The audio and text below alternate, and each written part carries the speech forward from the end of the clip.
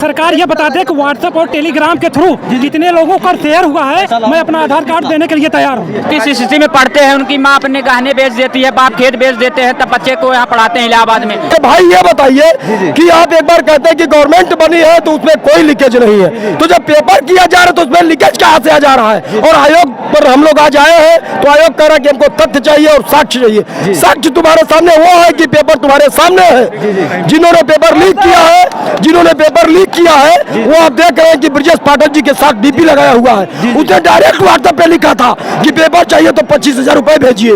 दूसरा तथ्य यह है कि एसटीएफ ने उनको धर दबोचा है। तो अब आयोग की किस चीज की आवश्यकता है, आयोग मुझे खुल करके बताए, मैं उसका डट करके सामना करना चाहता हूं।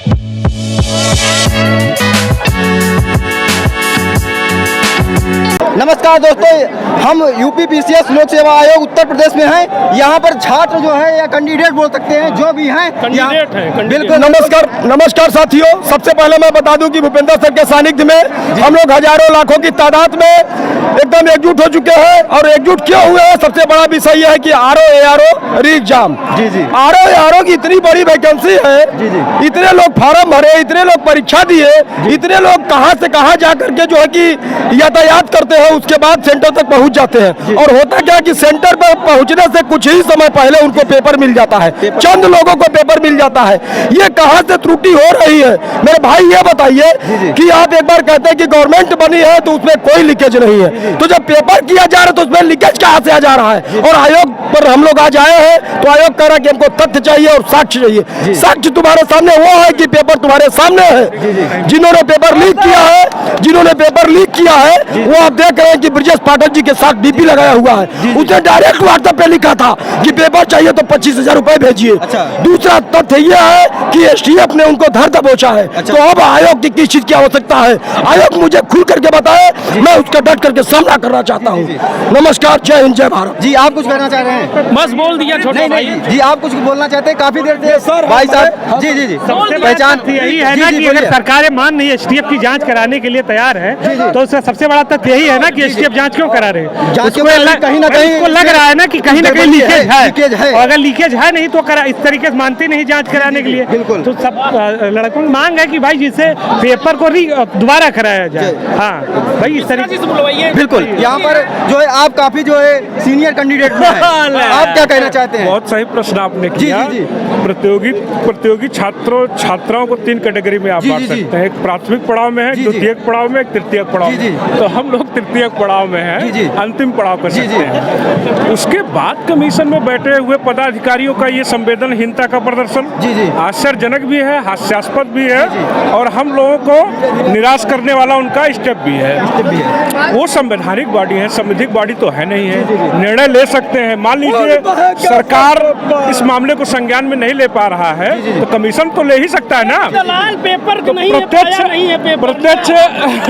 प्रत्यक्ष और अप्रत्यक्ष तौर पे उनको तथ्यात्मक जानकारी है कि लीपापोती हुआ है। और ये भी जान लो जो उनका जांच करने का तौर तरीका है वो परंपरागत है। निष्कर्ष तक पहुंचने का जो माध्यम है वो बहुत पुराना माध्यम है। गतिशील तौर तरीका आपके पास है, उसका इस्तेमाल करिए। और मैं न्यायपालिका, विधायिका, कार्यपालिका में जो बैठे हुए पदाधिकारी हैं उनसे बस यही कहूँगा, इस मामले को संज्ञान में लेके संवेदनशीलता का प्रदर्शन करें, क्योंकि जो अंतिम पड़ाव में गुजर रहे हैं प्रतियोगी, उनके मनोदशा पे क्या असर पड़ रहा है ये आप 5 मिनट सोच लीजिए। बस 24 घंटे में आप मान लीजिए बहुत व्यस्त रहते हैं, 5 मिनट आप सोच लीजिए। हम लोग यहाँ पे उपस्थित हुए हैं कि आरओ का जो पेपर लीक हुआ है उसको जल्द से जल्द कैंसिल कराया जाए। और ये हम लोग मुहिम छेड़े हैं। जैसे 11 तारीख को पेपर लीक हुआ है, आयोग को सूचित किया गया था और आयोग को बताया गया है कि आप अपने संज्ञान में लें। तो आयोग ने हमें जो आश्वासन देना चाहिए वो हम लोगों को संतोषजनक आश्वासन नहीं दिया और कहा हमने मतलब एक एसआईटी गठित कर दी है। लेकिन ऐसी एसआईटी का गठन पुरानी परीक्षाओं में भी हो चुका है, जो एसआईटी ने इनको क्लीन चिट दे दी है, ठीक है। लेकिन यहाँ पे जो सबसे बड़ा मामला है, एसआईटी गठन नहीं, जो एसटीएफ वगैरह बताया जा रहा है कि एसटीएफ को लाया गया है इसके अंदर, उस पर विश्वास है नहीं कैंडिडेट, क्योंकि एसआईटी का पूर्व इतिहास है ना। एसआईटी ने एलटी में किया, लेखपाल में किया, अभी आपकी पूर्व में परीक्षा एसआई दरोगा की हुई थी, अब ठीक है, उस पर भी एसआईटी गठित की गई है। इतने बड़े लेवल पे सारी भ्रष्टाचार हो रहे हैं और सरकार को इस पर तुरंत बिल्कुल बिल्कुल बिल्कुल और सरकार सबसे बड़ा ये बताइए, सरकार सबूत खोजना हमारा काम है? बिल्कुल नहीं। सबूत खोजने आप पढ़ेंगे सबूत खोजेंगे? हम पढ़ के पेपर देंगे कि हम सबूत खोदेंगे? हम चौराहे चौराहे लेके जिला जिला घूमेंगे कि भैया आप बताइए कहाँ से पेपर आउट हुआ है? ये हमको कोई देगा? ये तो SIT को मिलेगा ना, और आयोग मंगाए ना कि हम लोग मंगाएंगे? और आप हमें ये बता दीजिए सर कि पेपर लीक हुआ, अब ये हमको सरकार ये बता दे कि व्हाट्सएप और टेलीग्राम के थ्रू कितने लोगों का शेयर हुआ है, मैं अपना आधार कार्ड देने के लिए तैयार हूँ। बहुत सही। पहले मुझे ये चीज बता दे कि कितने लोगों पर शेयर हुआ है, आप बताइए। काल री एग्जाम का आदेश कर दे, हम लोग यहाँ से चले जाएंगे। री एग्जाम का जो है मांग है जी बिल्कुल री एग्जाम और पेपर जल्द से जल्द कराया जाए। 2016 में आरओ का पेपर लीक हुआ था, 5 साल लग गया था आरओ का पेपर। 5 साल लग गया तो वो होना नहीं चाहिए। इसी 6 महीने के अंदर पेपर होना चाहिए री एग्जाम। आज हम लोग नोटिस लेके जाएंगे, आप जाएंगे नहीं? अच्छा आज री एग्जाम का, हाँ आज री एग्जाम का रोड टेलीकॉम धरना देगा। अभी PCS का पेपर हम लोग का टाइम वेस्ट हो रहा है। आज हम लोग री एग्जाम का लोक सेवा आयोग नोटिस जारी करे तभी यहाँ से जाएंगे, वरना जाएंगे नहीं। जी सरकार से एक ही मांग है, हम गरीब बच्चों को री एग्जाम फिर से कराएं और जो इसमें दोषी हैं उनके ऊपर कठोर से कठोर कार्रवाई की जाए और री एग्जाम कराएं, क्योंकि हर छात्र यहाँ परेशान है। बच्चे किस स्थिति में पढ़ते हैं, उनकी माँ अपने गहने बेच देती है, बाप खेत बेच देते हैं, तब बच्चे को यहाँ पढ़ाते हैं इलाहाबाद में। और सरकार को क्या है, सरकार अपने जो उनके नेतागढ़ है उनके कैंडिडेट को भर्ती करने के लिए 10 लाख 5 लाख रुपए लेके भर्ती कर लेती है।